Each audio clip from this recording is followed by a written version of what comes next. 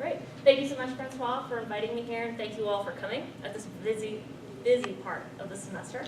I'm delighted to talk to you about smell detectives, which is an olfactory history of 19th century urban America, and I hope I will neither shock nor surprise or offend you with my opening line, which is that New York City stinks. That's literal, and it's also true of New York in the 1850s. In that decade, the New York Times wrote an editorial, one of many, where they advised people in other countries, people living in the countryside, to think twice before migrating to the city. Yes, there were jobs, but, and I quote, "Here in the city you respire disease. Odious gales regale you at every step." And they meant this quite literally. In the 19th century, miasma theory really governed how people thought about disease and their susceptibility to them. And miasmas were bad airs. One of the best ways to know if the air was bad is if it smelled unusual. The 19th century, though, was also a period of incredible urbanization and industrialization, and those two processes smell, right? Industries created new and stronger stinks, and at the same time, movement to cities were concentrating all of those odors in one place. This is what I set out to understand, how 19th century Americans reconciled their fears of bad smells with their desires for jobs, and the thing that we can document through census records and just by walking the streets of our cities today. Cities have grown and continue to grow during this period. The book itself is an urban environmental history. It has many things that you can laugh at, many moments that are rife for smell puns that I try to avoid, but if pressed, I'd be happy to share some. The other thing it has is people working very hard to protect their health from the environment around them and using a different sense of the world, a common sense that we no longer have, where they would, through what they breathed in and what they smelled, evaluate the safety and the health of their environs and act upon those evaluations. So when the city smelled, people had a lot to say about it, and they said it in very powerful ways. They wrote letters to editors. They made public declarations or allegations of nuisance. And nuisance complaints in the 19th century are powerful ways of invoking the government to act, because nuisance law makes the government responsible for abating nuisances in order to protect the society it's in. So when people alleged a stench nuisance, they weren't just complaining, they weren't just annoyed, they were calling on their government to interfere and to change the environment for the better of their health. Now, governments then or now rarely listen, right? Or don't listen as often as we might like. And so at the same time that we have all of these petitions, we also have lots of ways in which people were protecting themselves. Things that we know, but we haven't really seen or understood why they were there.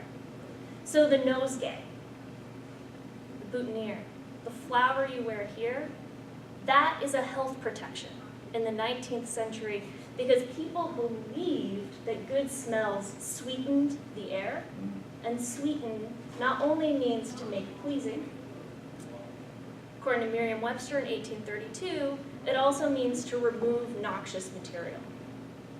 So sweet-smelling flowers, the nosegay you had to have to navigate the city, and the window boxes that people were planting were there for a purpose, not of beautification, but of improving the environment and disinfecting the air as it blew from slaughterhouses and fat renderers and manure-filled streets and cesspools through the windows into your home.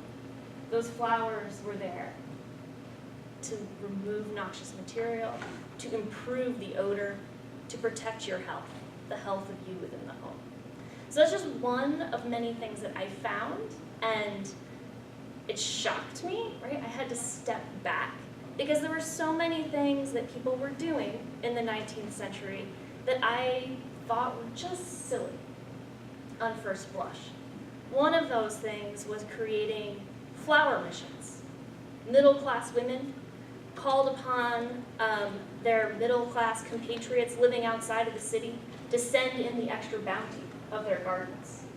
And then these women would get together in church basements and they would put these flowers together into bouquets and they would take them into the poorest districts of the city, into hospitals, into prisons, and distribute bouquets. Real. This is what you can do to help your fellow city dwellers, right? That's what I thought at first blush. It's a frivolous thing.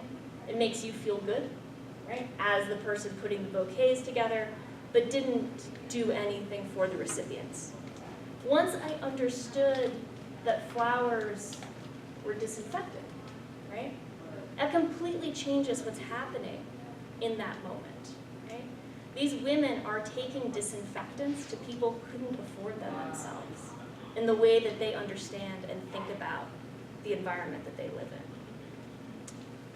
Sylvester ended with a really important thing. So what, right? Fascinating, interesting, horrifying. So what?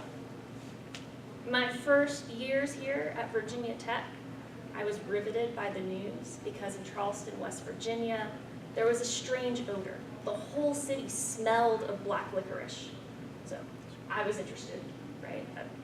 Striking, curious, my kind of story. What happened when the city smelled is that people were concerned and they called their Department of Environmental Quality, they called the fire department, they called whatever official they could think of to register the strange odor. And so these people did something I was very familiar with from the 19th century. They formed what was in the 19th century a smelling committee, and they tried to follow that scent to its source.